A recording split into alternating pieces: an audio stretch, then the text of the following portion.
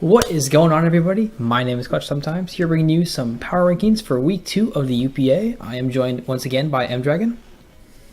Yeah, what's up, guys? Hopefully he's louder this week. There were some complaints about that last time, so I have him at 200% on Discord, and his slider on OBS is incredibly turned up. So hopefully he's at normal volume this week. Yeah, we also always manage to get it to 2 a.m. for some reason, and I can't be too loud, but I'll try not to be too quiet. All right. So let's just move right on into the to the bottom segment here. At the bottom are the two Johns. Yeah, that's what you get for not playing your games. You have to be at the bottom. Links at the bottom for reasons, I guess.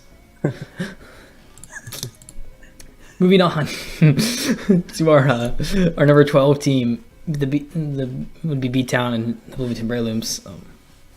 Yeah, we both have him at 12, I think. Yeah.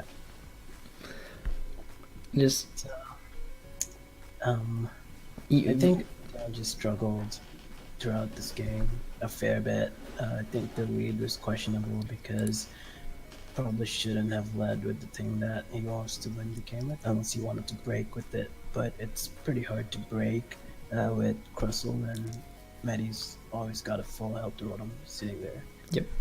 It's going to be able to recover on Celestial if anything, if he's got like pain split or something. Mm-hmm. And if he had rocks on it, I think the game would have been much different. And but he didn't have rocks on it. Yeah, rocks have been really nice in that game, just forcing Rotom to defog instead of just volt around the entire game. That's right. Also for the Scyther, and then T as well, obviously. Yeah, Kyurem. Even Kyurem, yeah, like half his team is really dry. And V-Town just didn't bring much to like stop Medi from getting momentum with Volt. Just every time Rotom's in, he did just because he didn't pressure anything with rocks, just an easy Volt switch. The thing I saw is that B-Town's afraid of Medi's Rotom on the Selly. When you're using Celesteela, you want to leverage its high ball and not worry about weak electric attacks like Rotom's Volt Switch. And he could have, when he was in with Nidoqueen, he could have Toxic the instead of Leech Seed, because he needs the Nidoqueen healthy, obviously, or like Raiku's gonna eat his team like. And Nidoqueen can't do too much to Celesteela. Like it's Thunderbolt, yeah, but it's not gonna do a lot. It's a non-stab, like. Yeah, it's boosted by sheer foods and everything, but it is a Celesteela. It's gonna do less than half probably. Yeah, Celesteela was just played fairly passively for the most part. Didn't need to do anything. Needed to make some more aggressive plays, especially because he did not have a home team. He needed to find a way to force his agenda, and just didn't do that. Also, another thing I saw is that B-Town had the electric resist berry on Jellicent for the Kyurem Black, but he let it get it knocked off. And it's not great. If he had burned the Kyurem with the berry, he would have been able to recover and get to a high health. And Jellicent would have probably been tough for Jellicent was incredibly hard for that team to kill. It would have been like sort of similar to Gassie's Melodic week 1. Could have like stalled out probably, especially since it's coming down like Sacred Fires from Entei as well. So like if he gets the burn, exactly, he can't be toxic, and like that would have helped a lot. And if Kyurem's burned, then we can't really beat the Jellicent 1v1. No, especially with only 8 fusion bolts. That's right. So that was another, like, I think B-Town needed to have more forethought to toxic the Rotom and not let his Jellicent get burned, and that would have probably helped him a lot more. And rocks. Okay. So our next team on the list, we both had the same number 11 as well, which is the Frozen and the New York Red Bulbas. When you give up everything to kill, when you give up all the things you have to kill Bulu, and then you run into incredibly Fizz Dev Bulu. Yeah. Frozen knows this, but he shouldn't have got sacked this Comrie to Yeah, forget here. Skarmory was really nice in that matchup. Um, and having like he didn't have a way to hit Tapu Bulu on some road. I think he did. Even if he did, he couldn't really set up on a blue road. Hmm. But the issue is, I think Frozen could have ran calcs. I don't know if he did, but maybe he ran the calc without rocks. Like if he knows that he absolutely needs rocks to take the blue out, then he needed to prioritize that instead of leading with Muck or something. I think I ran that calc, but I think it's just an incredibly fist up Bulu to live that hit.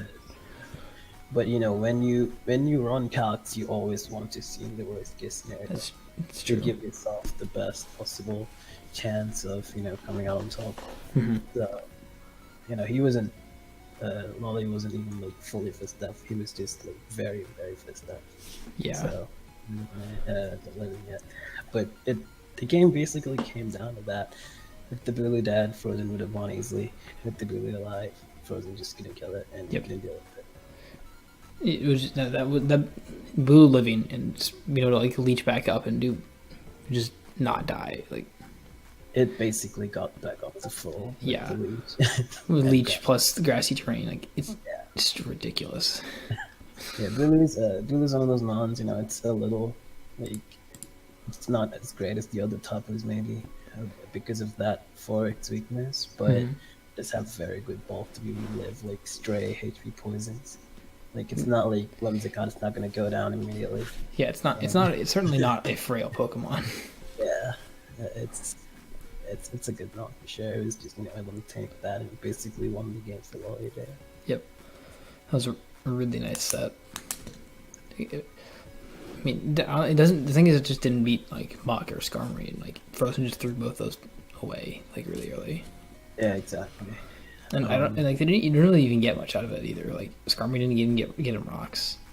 Yeah, I think Muck was. I think Muck did a minute job. He knocked off a lot of items and weakened like the Empoleon, which was really nice for like Yeah, other absolutely. portions and I think stuff. Frozen's lead was really good, unless he wanted to prioritize rocks, in which case he could have let it go. Yep. Because as you can see, Lolly didn't really have much for Muck here. Like, I think it really take. Yeah, Muck just clicked like 5 or 6 like knocks and like just claimed 2 Pokemon. And like getting it burned was like it was fine. Like Muck wasn't. It wasn't going to like. It was gonna beat Bulu, but like lead seed, protect, all that stuff. But yeah, like keeping Scum alive was the big thing for Frozen, I think. Yeah, definitely. Which I think between Skarmory and between the double grounds and Latias, he could have tracked their aura just pretty effectively around it. Which was like the only thing that could really killed it. Yeah, he also toxics the Frigadier for the mental herb instead of getting it rocks. So that's also.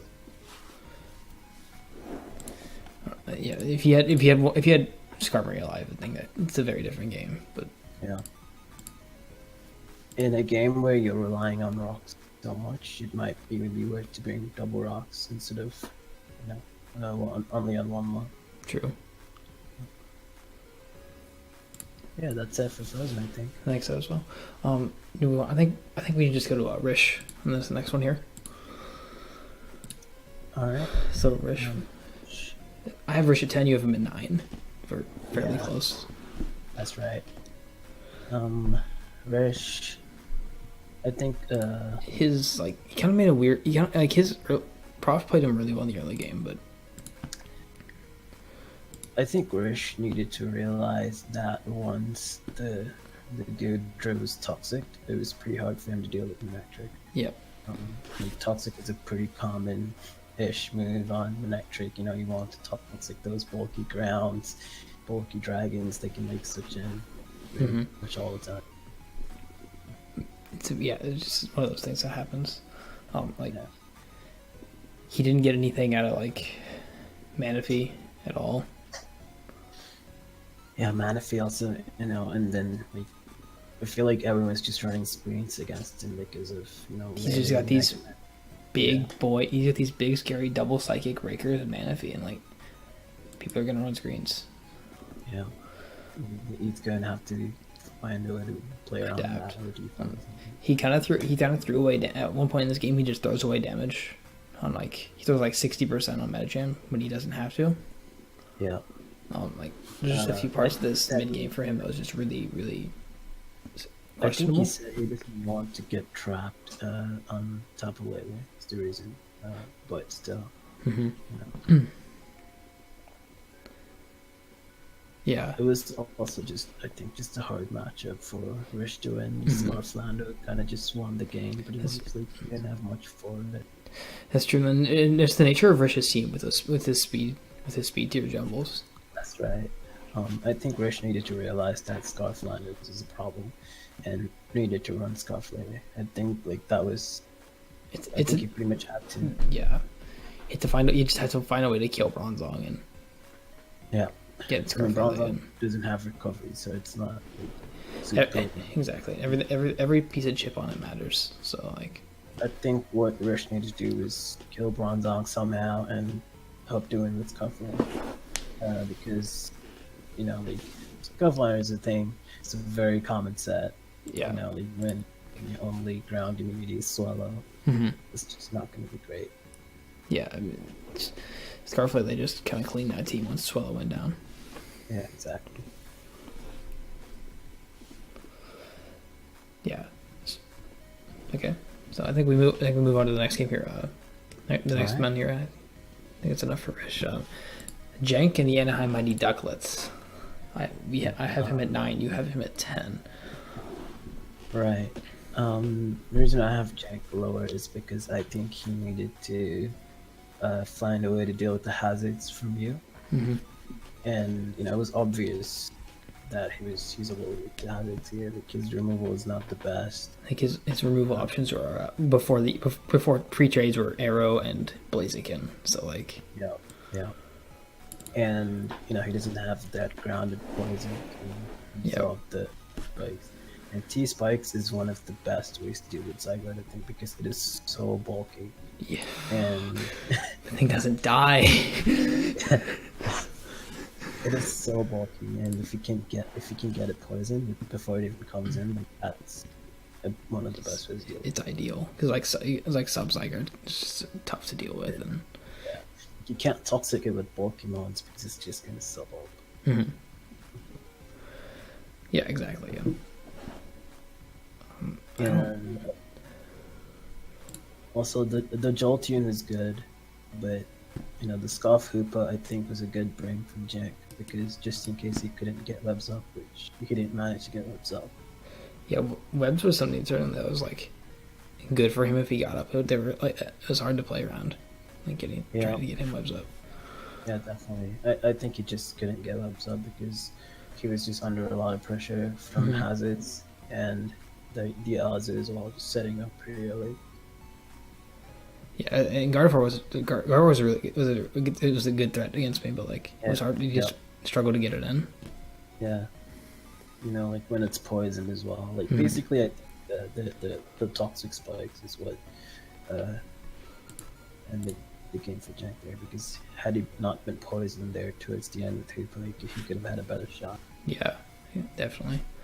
Just like free chip every turn, just slowly wear on him. Yeah, it's really hard to feel it when you have such an offensive team. Jolteon, like your most bulky Pokemon, probably Zygarde. Yeah, he went and got Veil, and after this game, he made some trades. Yeah, exactly. I think the trades definitely help him out a lot. He's very comfortable with that kind of play style. It's a Alolan Ninetales and setup. Yeah, exactly. As for this game, I think he just the hazards are pretty much the only thing. But he brought it very close, even though he was at a disadvantage the whole time. Yeah, I thought he played the game really well. Like, it was definitely really well. It was a really hard game. Like, yeah, definitely. And he played it really well, but he just needed to deal with the hazards. But now I think that he's definitely got a better team, more suited to his play style. I think he will start winning some games. Yeah. It's week, and also like it's week 2. It's week 2, so like it's definitely still a long season. Yep, definitely. It's only 2 games. Still 12 more to go. So. Yep. Okay, moving into our next portion of games here. We got our 8 through 4. We both have Dreamer at 8, and Dreamer, hey. That was such a close game. Right. That game. Yeah, Dreamer could have won this game just as easily. That's the reason we moved him up this high.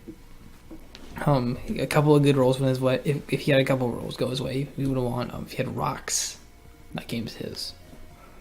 I think the biggest issue I have with Dreamer's plays this game is getting up rocks turn 1 and losing him turn 6. And letting his Jirachi die turn 1, right? Yeah. I mean, he doesn't have his team just naturally doesn't switch into Victini. It doesn't switch into Victini, but he could scout the set by going to High Dragon, maybe. Yeah. Or going to P2, take a banded recreate, and it wouldn't die, and then he could switch into High Dragon. Like, I don't think letting Jirachi die, especially because Gassi does have defog. Defog is on his team. He's got Scizor. He's got that's like Rabombi. He's got Thunderous. Like even if Ribombi and Thunderous don't have defog, which are like uncommon-ish, Scizor might still have it. Yeah, and Defog Scizor is definitely a common set. If he wanted to sack off his Jirachi just to get a procs, then he needed to play the rest of the game to stop him. Yeah. To stop Gassi from defogging. He definitely didn't pressure any of Gassi's pencil defoggers in that game. Yeah. Because like Rabombi just comes in, takes the Volt Switch, and just immediately defogs. Defogs. He could have at least gone into like Hydreigon and blow off the Scarf. Exactly, right? Like, because that's what I was gonna say. His Porygon is just free defog. Like, he doesn't even have to worry. Yeah, even if he sacks it, like, you don't have a rock option on the team other than like Sando. Yeah, Gassi knows rocks are gone forever. It's completely worth getting rid of the Bombi. Mm-hmm. And keeping Victini just coming in just as much as he wants. Dealing with Victini without rocks is like a nightmare because Victini's bulky. You really want rocks for that thing. Yeah. And every time it came in, Dreamer had to pick one.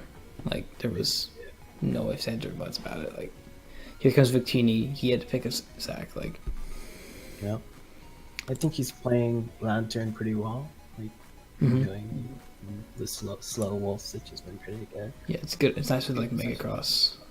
Yep. Porygon too. I still don't know if that's even a good mon, to be honest. I mean, he's paired with like the best Nox switching in the format in Mega Heracross. Yeah, that's true. But yeah, he could have just as easily won this game. The setup liners was really good. He just got unlucky with the rolls, and that's how it goes sometimes. Yeah. Okay, I think moving on here, we'll go to the Copenhagen Cabalions. Briefly talked about this game earlier, coached by Lolly. I don't know if Lolly expected the natural gift. I don't think he did. I don't think anyone expects that. Yeah, you see it. That. It's really hard to expect that. But he put the ball on early and it worked out for him. Mm-hmm. Well, it definitely helped that like Frozen kind of handed him his Bulu answers. Yeah. Throw Chop Zero was really nice. I think Lolly's prep from Mock was a little bit questionable. He didn't really have anything to deal with it.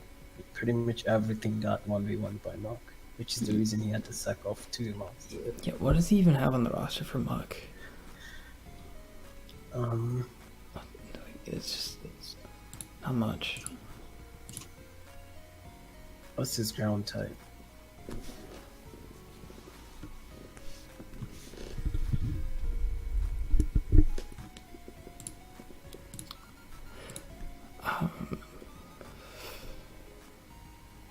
He doesn't have a ground type? Does he really not? I know he has like Artrashio. It's a spinner, but like it's not Yeah, a he ground doesn't type. have a ground type, that's why. Yeah, I'm not he's- sure how I feel about that. He kind of just struggles to deal with muck in total. Yeah. I mean, Arrow can kind of deal with it, but it might get ice punched. Mm-hmm. Yeah, he just doesn't have much. The team doesn't have a good knock switch in him. Like Yeah. Infernape and Bulu kind of come in, but like they don't He appreciate. could really not bring Infernape this game. Frozen No. had Latias, he had Dog Trio. Exactly. At every turn, it's like it has to U-turn, or else it's just Yeah. It's just, yeah. um, Yeah, yeah, not having a ground type hurt him a lot. This game, I think he had to sack off 2 of his mods just to deal with the muck. the Alolan Muck was just such a problem for him. Yeah. But, you know, I think he played around it well. Forgetti was interesting, and he taunted the Skarmory as well, which is always a nice thing. And he got up his rocks, lived with Bulu, and, you know, he recognized that I think Lolly could have easily lost this game if Frozen at matchup, saves I think, his Skarmory. yeah, I think at matchup Frozen had the advantage because, like, you know, while Bulu can put in some work, it was hard to deal with Skarm. But, you know, It's like one of the few steals that like Bulu doesn't beat. yeah, Lolly just definitely played his win cons well the late game. Toxic and Lolly is just good, you know, it's like, and you know, basically didn't deal with Billy, and he won because of it. Yep. All right, so we kind of differ in our like 5, 6, and 7s. So I think we'll go to Medi, which is year 7, and we'll go to Right. Adam afterwards. So Okay. So I have Medi at 7 instead of higher because I don't think he was given too much of a challenge that game. I feel like it was kind of like, you know, he just volt switched with Rotom a couple times. You know, he had good prep, sure. Mhm. He had the Nidoqueen deal with Raikou and the choice band. I think one thing Medi did really well is he recognized that B-Town's Rockers are weak, and he brought 3 Rock weak ones to this game. yep. And what he realized is that if B-Town brings Gligar, it's just free for Kyurem. Yeah, exactly. And Free Kyurem Otherwise- is the worst Kyurem for V-Town. yeah. And if he brings Rocks Crustle, then, you know, it's basically free for Rotom. Like, it can't really beat Rotom, even at +2. Unless it was like, I feel like if it was like a Z move, it might have had a chance. Yeah, it might have had a chance. I don't know if B-Town had his name on this team. But I don't know either. I think B-Town was Sash, maybe, but I think it showed Light Herb. oh yeah, White Herb, right. Yeah. Yeah, I don't know if White Herb is great this game because, you know, He needed the extra to muscle through like Rotom. Rotom, yeah. He also would have died of Hydra no matter what. So Mhm. I think with Z move he has a chance, but he definitely has to get through like Metagross Bullet Punch and an Extreme Speed out of Entei.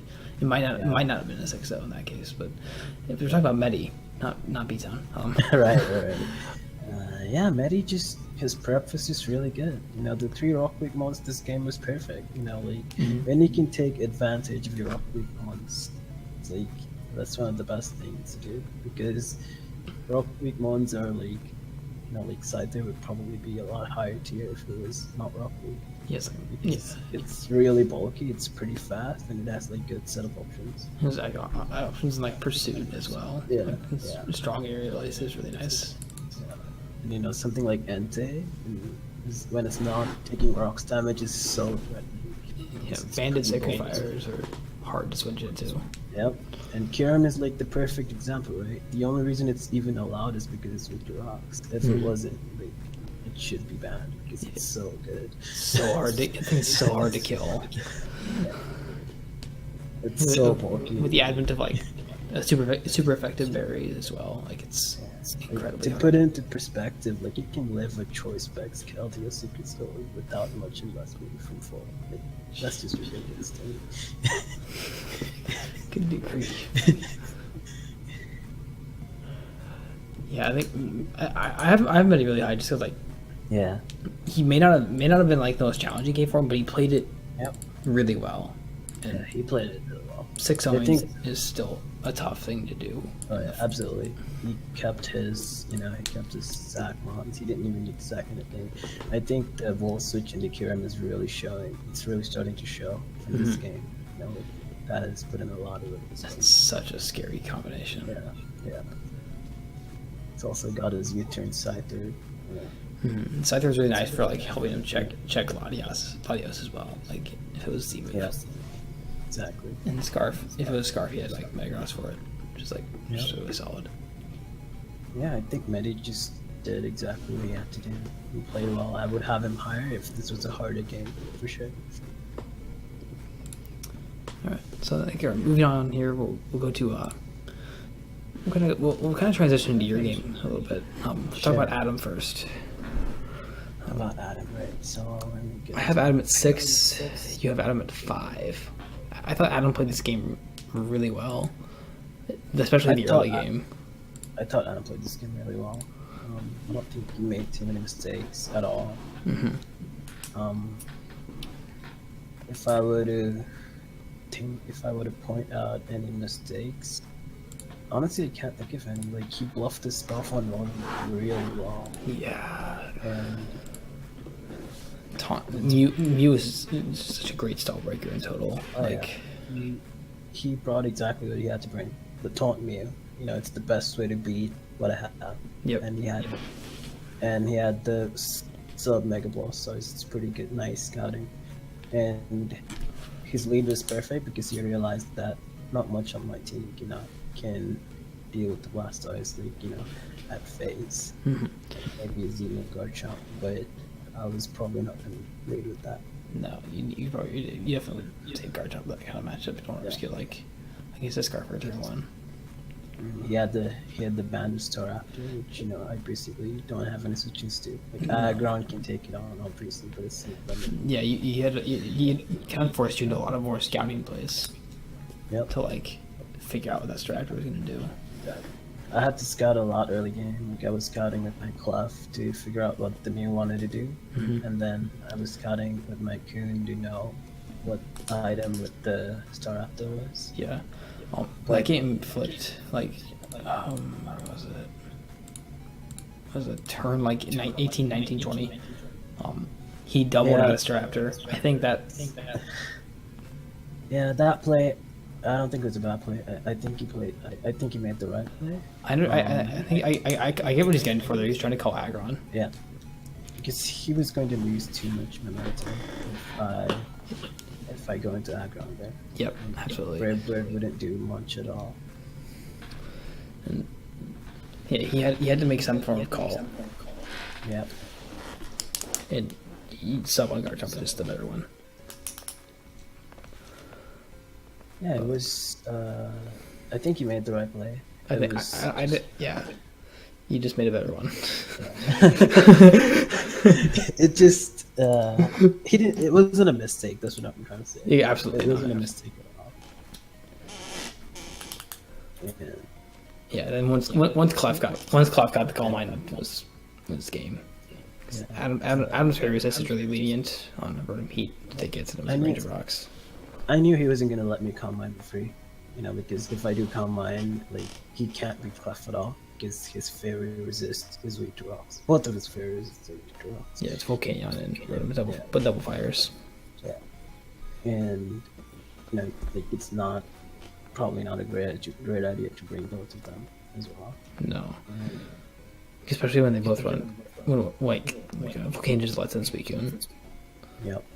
And like Rescue just beats it 1v1. Valiant, while it can beat Clef, it doesn't actually beat it.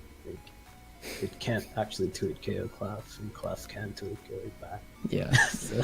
Fairy Step's so dumb. Yeah, it is, honestly. Yeah, Adam played that game really well. Didn't make many mistakes. Yes, he didn't, and that's why we have him quite up. So. Okay, so here's where our top 4 is the same. It's all both our top 4 is like the 2-0 teams. So, but of course, I guess we can start with you.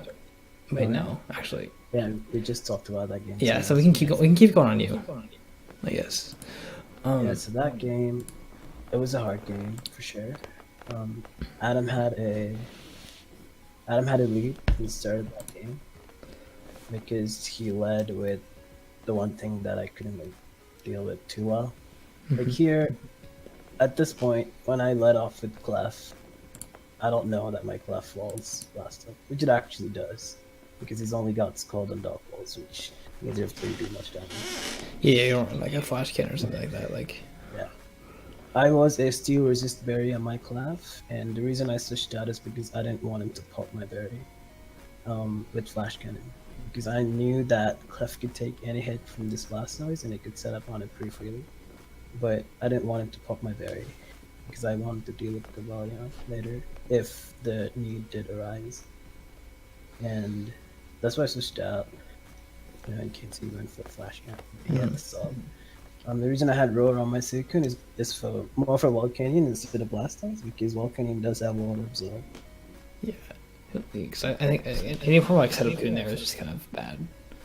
Just because it runs it straight Setup into Coon can eventually PP stall Volcanion. Yeah, true, because pressure.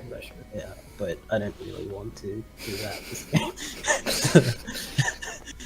So I just figured, I'll just get up rocks and roll instead because I really want to sit there for trying to get phasing damage off on repeats is really nice. Yeah. I was afraid of the Scarf Rotom a lot because I thought he was Scarf because he was doing around Scarf damage to my Aggron, but when I realized he was not Scarf Staraptor, I wanted to sack my Lycanroc off to get up rocks because I knew that my Garchomp would outspeed it as well as my Crobat. Yeah, Garchomp just had like the speed tier in this game. Yeah, the sub on my Garchomp was, because my Garchomp outspeeds most of his team. The only thing it doesn't outspeed is Cavalion, and Cavalion can't beat Garchomp. Yeah, like the game completely flipped on its head when you got the sub up on. Yeah. Kind of calling his double to Cavalion. Yeah. Or just is double in general. Yeah. So that was that, and I knew I had to get rid of the Blastoise, so I sucked off my Suicune to do that. And I have you at number 1. I thought you just played the end game really, really well. The prep was solid. Clef is Clef. Clef is Clef. I knew that I had to find the right opportunity to come on my Clef because it was not free on Rotom until I knew that it would not start and not trade. Because if I do see him on a trade, then I have to stay down. Yeah, absolutely. And that was that. I just basically wanted to position my Clef into getting to his team because I knew it. And to start out taking him away from himself. And Volley cannot, but basically his team cannot medical my Clef at all. No. His ways are Taunt and Trick and set up with Claw. And position Garchomp as well. That was key in the game. Yeah, I think it was a very hard game. I think Adam played it really well, and that's all I have to say about that. Okay. I think we're gonna move into my number 4 here. I think it's your number 3, which is the Amherst course coached by Prof. So back to Prof. After some technical difficulties here. Yep. I think Prof just knew that Golf Anders was going to win him the game as long as he could get rid of the sub level. And he had a few things in his prep that helped him accomplish that. Pursuit on Skuntank was really nice for helping him get the damage off he needed for that. It was good for 2 reasons. It was good for Swallow, and it was good for locked-in Tapu Lele. Yeah. And the Toxic on Gudru was good as well. Greens to help with the pressure from his wallpapers. Especially Keldeo, which had a really, really nice matchup against Frisch. Yeah. Because did not like from Prof is switching out the Keldeo in the Bronzong, and he got Heat Wave, and then he just went back in Keldeo and died. Mm-hmm. I think he could have stayed in Keldeo there. Like, Keldeo had already done a lot of work. Yeah, Keldeo had done its job at that point, where he can like, and He just didn't like really denying yeah. Manaphy everything was Yeah. really nice.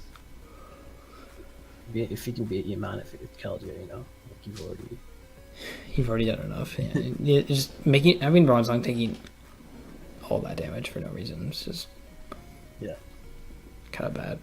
Also, like, Keldeo didn't do anything again later. He just diced Machamp. Yeah, he has to throw that at Machamp to sack. Yeah. But he's been using Mimikyu pretty well. Mm-hmm. Like Mimikyu is kind of a weird Pokemon, but he's been using it pretty well.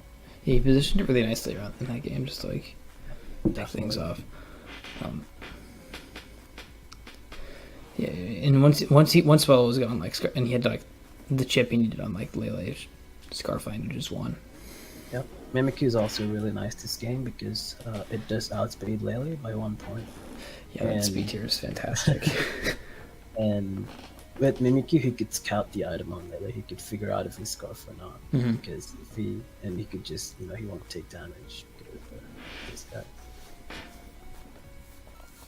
Yeah, once he have everything positioned properly, just like Mimic, just he set up a Sword Dance on Mimic just to like get damage off on like Reggie. Yeah. Then it was all over with. Die to Lando because Reggie would not die to Lando from full at all. Yeah, so. Reggie steals dumb fat. But yeah, it was just a Scarf Landers' like dream matchup. Like, yep. One ground resist. I don't even know it. I think it's good from that one. Moving on to my number 3, your number 2, which is the Stinky Psyducks, coached by Gassy. Yeah. And and Gassy played an incredibly tense game. I think he played that Victini just really, really well. I think Victini just had such a great matchup. Yeah. Choice man Victini just clicking buttons on a team with like 1 fire resist. Exactly. Just having Victini, props to him. And he knew he had to get the defog off. Because, with Rockstop, Victini is like way more limited than it was in this game. Yeah, absolutely. Because you can't get it in all the times he ever did. Like, and just forcing the kill turn 1 was just something that he just was just really nice, especially since he gave him just Jirachi turn 1. Yep. And you could say that the defog on the bomb wasn't like a surprise defog almost because he doesn't always really run it.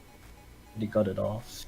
And, after that it's pretty much like dealing with Victini just became super tough. He had the full attack sizzle, which was interesting as well. No roost, but it worked. Yeah, it worked. He had reflect on Audino, so like it wasn't free turns for Heracross, which was really nice. Exactly. I think the reflect Audino is really good because he could reflect as he goes into Heracross, and then he could switch into something and not take much from that. Yeah, like going into like this Mega Scissor and like taking 30 from like a Mega Heracross close combat is just something you don't see very often. And the reflect ended up helping him out in the end because if he didn't have it, he would have lost to the Landers as well. Yep. He played his outs on that Landers really well. Just like live the hit, deal with it from there. He got some favorable rolls. I think they were like close rolls, like 50-50s, something like that. Like. Yeah, I think Thunderous had a 50% chance of living and a 50% chance of dying, and it lived. So. Certainly some close calls on that. I think Gassy just played that really well though, like with the tools he had, especially with. I think Gassy sacking off Milotic was interesting because that's the reason that Landers became a problem anyway. Yeah. Because if Milotic was healthy, then Landers could not break through it. No, he had to have like some form of Z move, like attack, like offensive Z move to deal with it. Other than that, he just did what he had to do. It was a well played game. game, and the prep was great as well with the defog. The defog was key, I think. That's The defog just put so much in Gassie's favor. Yeah, definitely.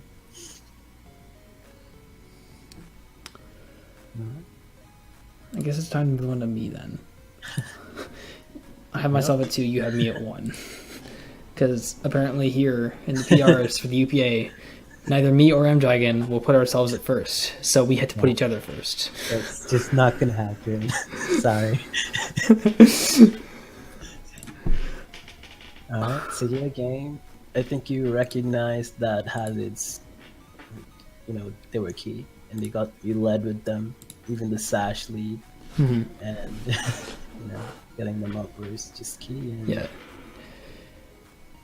I thought I put that sequence around like Arachnid because I knew I needed to deny webs or else like Mega Gardevoir ate my team alive. Exactly, yeah.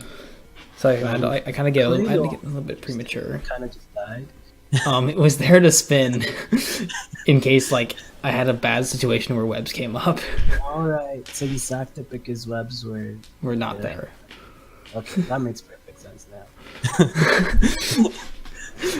I said, well, I need a sack. I need a sack. Here's Claydol. Have it. Yeah, I like that you sacked Claydol instead of going to Arcanine and intimidating. Because, keeping Arcanine healthy was pretty important there.